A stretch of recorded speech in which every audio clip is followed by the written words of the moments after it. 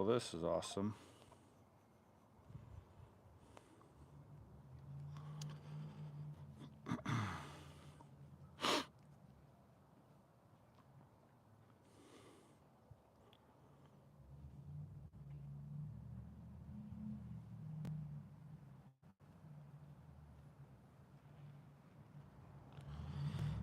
All right, good morning, everybody. It's a day where technology is not working very well today, so taking me a minute to get started. But I'm about to get started working on Speedy. He is a 6-year-old barrel racing quarter horse. And if you've followed my lives for any length of time, you've probably seen me work on him before. I'm out here for him usually once a month. He's got a new neighbor at his stall that he clearly enjoys. Oh, hey. And this is him. He's like this every time, just doesn't want to be caught. Once he's caught, he's fine, but he's a little squirrely while I'm working on him. But if he just if you're just persistent with him, he finally gives in like he is right now. I took off the wrong side of the, well, they secured the halter to the fence on the wrong side. There we go. All right. So Speedy's a good boy. Looks a little bit older than he is because he's kind of graying out in his face. But he is only 6. Man, it is cold today. I should have brought my jacket. Hopefully you guys can hear me all right. Looks like we're working well there. Sweet. All right, so you'll see with him, and you know, each horse has their own personality and their own mannerisms and everything. And he'll stand here nice and quiet for me like this, but then he just starts to move around. You know, he'll just want to walk around, like all of a sudden he'll want to go to his food or go to his friend behind us. And you know, because that's just how he is, I let him move around a little bit, and then I'll bring him back over and do the next thing.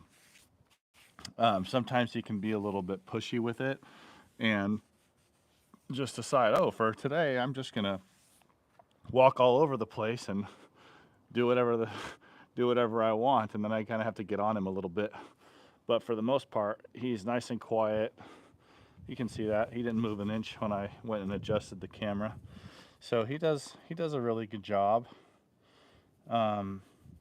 When I first started working on him, it was really bad. I mean, he just would not stand still, and it was like he just didn't trust what I was doing. And you know, it took him a few times before he finally gave in and relaxed, but now he's great. But also, when I find a spot that bothers him, you can see his demeanor changes quickly. It's like, oh, that hurts, and then he just starts to walk out of it. So if I just go slow, kind of listen to his body language, you know, keep a short lead rope on him, he does really well. So his withers are a little uncomfortable, and you can see him just kind of leaning away from that when I apply that slight pressure there. So at first the movement is like, oh yeah, that feels good. As long as I go nice and slow and I don't push too hard, he enjoys it. But the moment I push too hard, he just will start walking away. See right there. And that's okay, you know, it's just showing me where he's hurting. So I have a better read of what I need to fix for him. And I'm not sure if you can see this too much, but let me move him up here. But when I put pressure on his wither, if you watch in his shoulder, here, how much he starts to spasm. Let me move the lead rope so you guys can see this. Watch this. You see that? See all that twitching there? So that's all discomfort up in the withers. And when I'm applying my pressure to check for pain, I'm trying as hard as I can to keep that pressure consistent and not use like the tip of my thumb or a fingernail, because that will give me a false response. Hey, good morning, Happy Tex. Jacqueline, good to see you. Good evening to you. So with Speedy, we get a lot of audible releases on him. His hips usually release. We usually get a bunch of stuff releasing in his neck. Um, People love to watch his adjustments because we get so many good releases with him. But definitely some rotation to the left, just caudal to his wither. So caudal means towards the tail, cranial means towards the head, caudal means towards the tail. Then we have medial, which is towards the center line, and lateral, which is away from the center line or the midline of the body. So he's got some rotation in his withers on the left side, just caudal to the withers, so just past the withers towards his tail. So it's right through here, right in here. That's where he's dealing with the most discomfort, and you can kind of see that when I push there. Thank you to the 6 of you that's hit the like button for me. I really appreciate that. Someone needs to invent a camera that kind of moves with you. That's not one of those gyros that is stationary, like a camera that can actually move, like maybe in a circle around you or something like that. That would be awesome. Maybe I need to invent that. So because this is his most sensitive spot, I'm going to adjust this real quick. I usually don't start at the wither, but because it's so obvious, I am going to adjust this right off the bat. Oh, there we go. We got a nice release out of that. So I'll give that to him for just a second. That's a good boy. That's a good boy. And usually in the past, when I've adjusted him, when I do those big pulls, those big adjustments, it kind of startles him a little bit. So then he'll kind of toss his head up and want to move around. So I'll give him a minute, and then I'll go get him and bring him back. But he's hanging out pretty good after that one.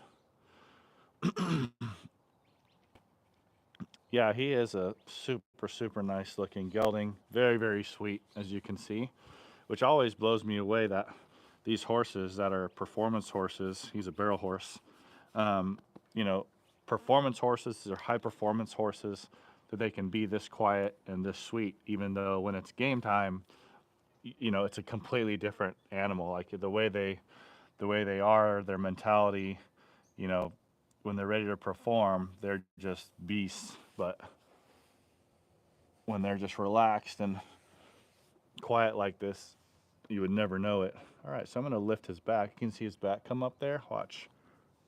Woo! Wow, buddy boy. Oh, I don't know if you guys could hear that one, but we just had about 6 or 7 releases in his back when I flexed him up like that. Could you guys hear those releases there? I'm kind of curious. Jacqueline, I work on him about once a month, so sometime in November around this date. I don't know exactly. I didn't check my file when I started. So that was flexion. This is extension. Very good. Very good extension there. Oh, and that's so much nicer in the wither. Oh, hey buddy. Good boy. Move your butt over. Come on. Over. Good boy. Good boy. There's a good boy. Awesome. So that was great. Oh, awesome. I always wonder what you guys can and can't hear, what the mic picks up. I put it on my hat today because I noticed that if it's on my shirt, I'll show you, some people were asking. If I have it on my shirt here and I'm turning my head away to work on something on his right side, especially if I'm doing the reach over for the shoulder pressure point, then it kind of gets muffled and you can't hear me. So I'm trying it up here to see if that works a little bit better. I watch a guy who does a lot of workout videos. His name is Sam Solik, and he always wears his on his hat. So I figured I would give it a try too, because his always sounds nice and clear. Awesome. All right, so I'm going to bring his head around to his shoulders, and I want to see if he can touch my hand. Maybe we can get some nice audible releases out of this as well. Let's see. There we go. A couple smaller ones, nothing huge, but his movement around to the right side looks really good. So let's check him around to the left. And you can see that, just not nearly as willing to go to the left as he is to the right. That's why I love to use these pressure points. Let's see. This does not. Let me see. See if I can get him. Yeah, no, wow. So definitely some significant restrictions on the left side. So when someone says, well, how do you know a horse needs to be adjusted? Well, under saddle, you might not notice that, right? Somebody riding their horse may not be able to notice the difference there because they're not having them come around that tight to the shoulders. You may see him, maybe not turning a barrel quite as tight one direction or the other, or they may not be as willing to go one direction versus the other. But when you're having a horse tightly flex and making them come around and touch a certain spot on their body, you can really see the difference when they don't want to go a certain way, just like we just saw on that left side. So people will say, well, how do you know when your horse needs to be adjusted? If you're riding your horse, the only way you're going to notice it is if something is significantly restricted or if something is in pain or something very drastic, right? So, the best way to know if your horse needs to be adjusted is have it evaluated, right? So when I go out to work on horses, I'm not charging people for the adjustment. I'm charging them for the evaluation, right? Because it's the evaluation that's going to let me know whether or not they need to be adjusted. I can't tell somebody based on what their horse is doing if they need an adjustment or not. It could be any number of factors causing movement problems or whatever. So I got to get my hands on them to check, which is why most of my clients' horses are on regular maintenance schedules. So that way, hopefully we can catch problems before they become big enough to where they're noticeable under saddle. So chiropractic, even on the human side, is best used in a maintenance mode. So, you want to go get checked every couple of weeks at least so that you know what's going on before there's a problem. And, we can catch things before they become a problem, which is the biggest and most appropriate way to use chiropractic care. So I'm going to check his left side now because I did do that eval and he's definitely restricted coming this way. And I want to see if his pull is sore at all, which actually feels pretty good there. He's not reactive. Good. I'm going to check his TMJ. I used to go right to the neck and just check the neck when a horse was restricted like this. But then I actually helped teach a seminar up in Colorado. It's called Animal Chiropractic CE. And if any of you are animal chiropractors, please check that out. It's an awesome course to take. But the last time we taught it, I believe it was in September, a chiropractor who was a veterinarian from Austria flew out to teach TMJ and hyoid. And his lesson was so amazing. And he was teaching us how often he believes that pull issues are actually caused by hyoid issues. And so before I check or before I adjust the neck, if I notice that there's a restriction there, I always check the hyoid first to see if anything needs to be done here, and then I'll recheck the neck. But he's actually really, really good here. So definitely an issue in the neck. So I'm going to evaluate his pull for lateral bending. So this is what you would call breaking over. And you can see he's not too happy with that. You can see him kind of curling his lip there. That's really tight there. But in order to see if that's actually the problem, I have to compare it to the other side. So I want to see if he's more or less willing to break over this way. And you guys can see that. That's very, very easy for him. So I'm going to recheck this side so I can verify. Oh, there we go. Good boy. Good boy. There we go. So we're getting that licking and chewing. The head's coming down. Lots of time you also get a big deep breath. They might do a little head shake. Good boy. Good boy. But I just like to give them a few seconds in between an adjustment and then going on to the next thing. Good boy. Just to make sure that they're ready for the next part. That's a good boy. And you'll notice after I did that adjustment, you can notice how much lower his head is now than it was before I adjusted him. Good boy. And that's what I love to see. So head below the withers is a parasympathetic position. It's a parasympathetic posture. Parasympathetics, there we go, there's a head shake. Parasympathetics is the part of the autonomic nervous system that controls all the automatic functions of the body, like breathing and perspiration and digestion and reproductive stuff and all that. So if they're in a parasympathetic posture like that, then I know they're not in a fight or flight state, right? Because that's opposite of the rest and digest. And in that parasympathetic state is where they heal, it's where they sleep, it's where they eat, all that type of stuff. So for a horse that's supposed to be naturally in that parasympathetic state, getting them there is very, very, very helpful for them, very important. So that's why I love to see the licking and the chewing. Licking and chewing doesn't really mean what everybody tends to think it means. Everybody thinks, oh, you fixed it, right? You fixed it. That's why he's licking and chewing. Well, that's possible that I fixed it, but that's not why he's licking and chewing. The licking and chewing is because when you notice me doing an adjustment, when I do the actual adjustment, it'll surprise them. That's what you want. You don't want them to know that it's coming, right? So they get surprised and they go, oh my God, right? That's kind of the reaction that they have.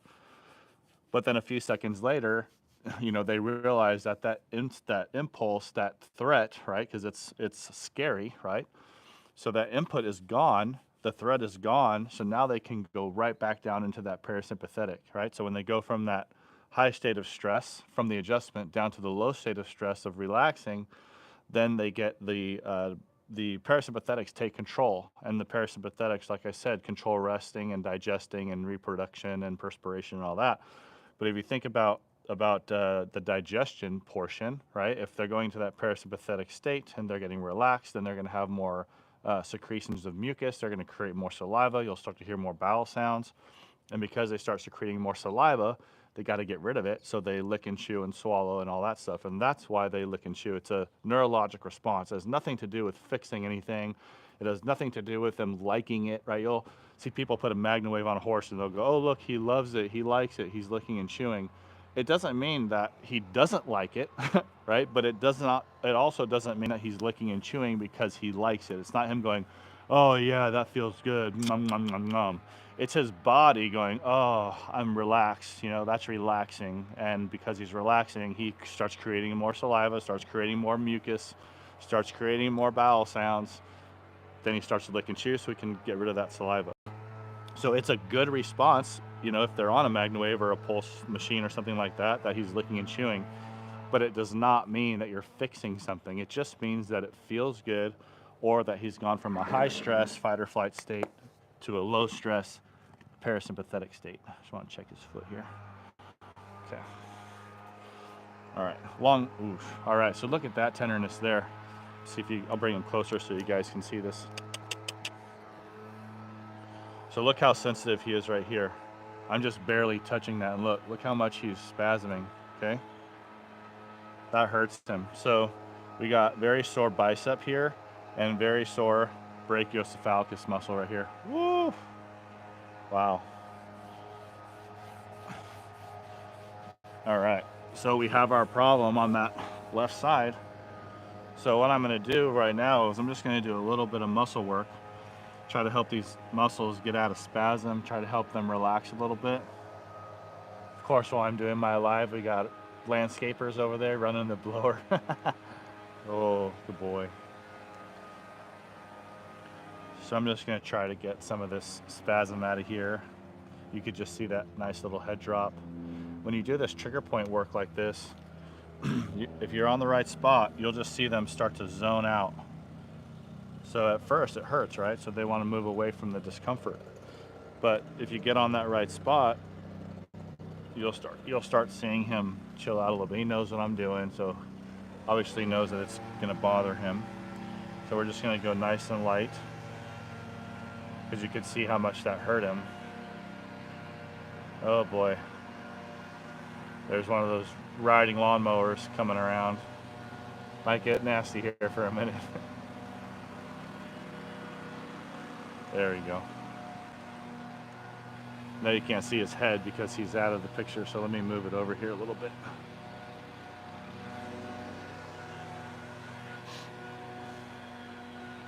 There we So I'm just going to put this light pressure here. Doesn't take much. You don't have to rub it. You want to try to get on the tendon and just apply pressure straight into the tendon. So it's kind of like you're stretching a guitar string straight down towards the guitar. So you're pushing on that string straight down towards the guitar. There we go. You can see how it's just kind of zoning out, blinking a bunch. So I'm going to check out this other muscle here.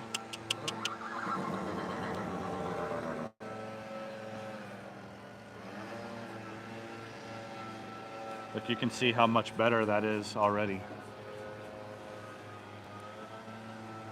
So I'm going to get this one. I haven't worked on this one up here. So let me find this one. And we're going to do the same thing. Just try to get some of the spasm out of there. Get the brain to turn the muscle off by applying a little bit of stretch into the tendon.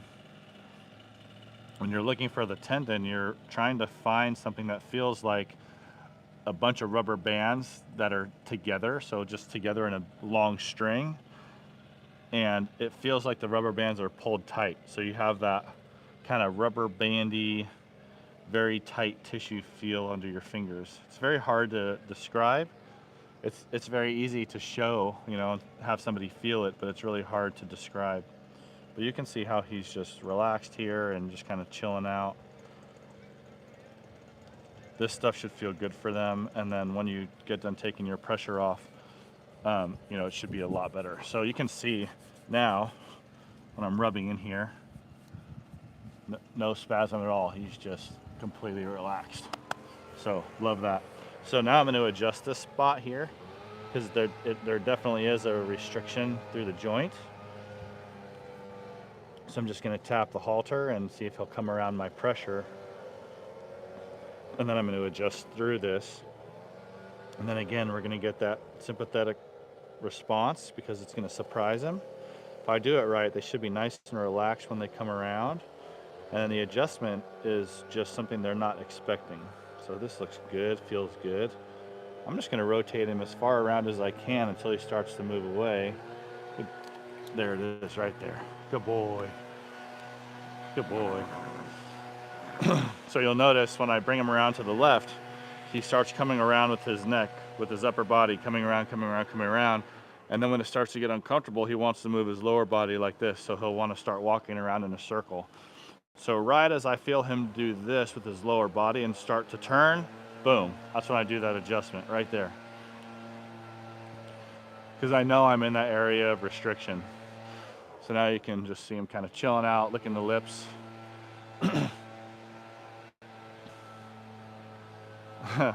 Yeah, that's how I want him to look. The more hypnotized he looks, the better. So you can see he's still kind of dealing with that. Some horses, they can get over that real quick. Other horses, you got to give them a little bit of a time to assimilate it. Goofball. Good boy. So that's what that should look like.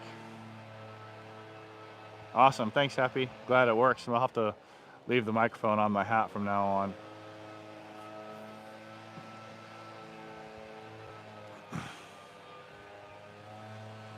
Not sure what gestalt is. I'll have to look that up.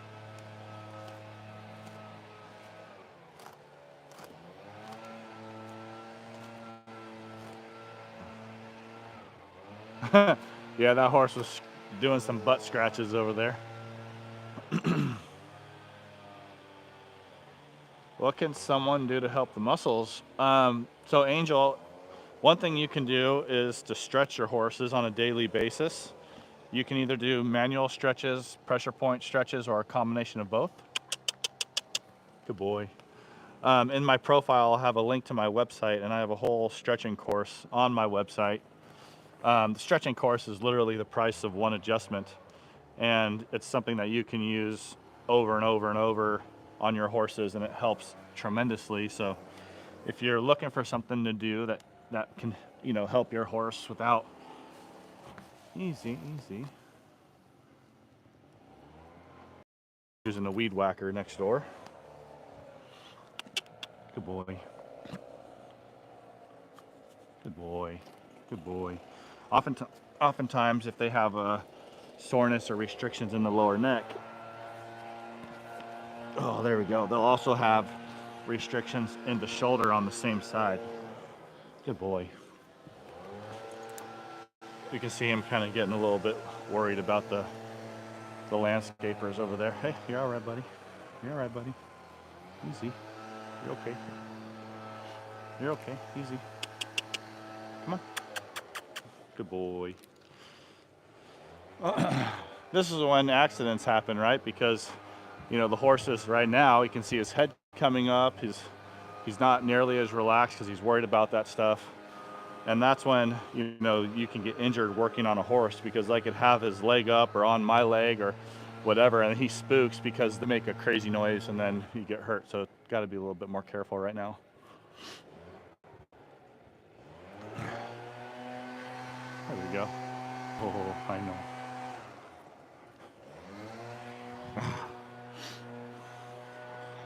There we go. I wish I could work on the other horse. It's a Speedy, but it's not owned by the same person as Speedy here. Oh, there we go. Whew. Good boy. Bunch of good releases there. Good boy. I gotcha. Easy, easy, easy, easy. Good boy. Good boy. Sometimes they'll do that when you go to stretch them. You get them out and then their muscles just kind of lock up on you. Good boy. Good boy. That's a good boy. That's perfect flexion of the shoulder. Good boy. That's a good boy. Good boy. All right, let's get this left hind done. Good boy. Good boy. Let's see what we got over here. Oh, Speedy. Good boy. Here, buddy. There you go. Good boy. Oh, he's gonna get at a good angle for you guys. Oh. Good boy. Good boy. Oh. There we go.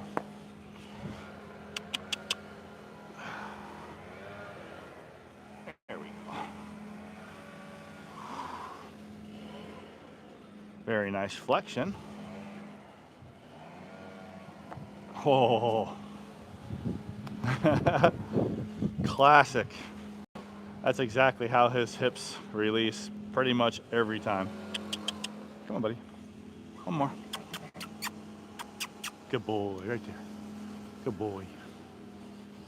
Good boy. Oh, hey. See what I was talking about earlier? He just all of a sudden was like, oh, I think I'm gonna walk over here now. It's like a little ADHD horse we got here. Hey guys, if you don't mind just tapping your like buttons for me, give me that thumbs up. I'd really appreciate it. Looks like we got 56 in the live, but only 18 likes. And those helped me out greatly. If you don't mind hitting your like button real quick, I would really appreciate it.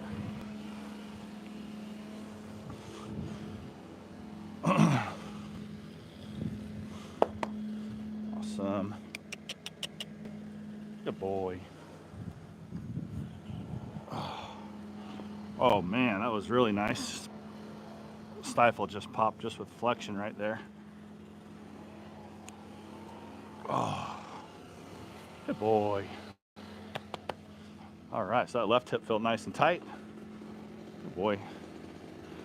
And I'm gonna do a little TMJ stretch here on him. Just wanna make sure he's able to chew properly, that his TMJs aren't tight. I want to see him open his mouth, hopefully extend at the pole. But most of all, I'm looking to make sure that that lower jaw can translate left and right equally to both directions.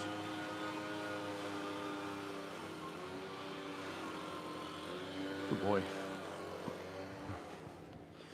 And a lot of times if they're uncomfortable, they won't start to chew. You have to kind of push and rub on the gum and really convince them with pressure to start to chew. Whereas I want to see them start to chew as soon as I get my thumb in there. So he looks really, really good. And this is a really nice way to stretch your horse's pole and TMJ by just using a really simple, easy pressure point. And this is also in my stretching course that's linked in my bio. There we go, or linked in the description actually. Good boy. Good boy. All right. Oh, you're a good boy. Mr. Speedy's all done. I have, I think, 5 horses at my next stop, and usually when I go out there, I can do a whole bunch of lives, so I'm hoping I can do the same thing when I get out there. Thank you to all you guys that did hit the like button for me. I really appreciate that a lot. Got a few more minutes here. If the rest of you don't mind doing the same, that would be amazing. But the next place has a bunch of barrel horses. Got some interesting cases there because some of them are just not the most willing participants. So depending on which horses I work on, you might get a little bit of a show. Oh, woo! I'll show you what he's doing here in a sec. Oh, he was just booking around his stall. Hey, be nice. All right, we'll say see you later, buddy. See you in a few weeks. Oh. Bye, girl.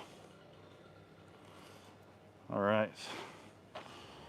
Sweet. Well, thank you guys so much for watching.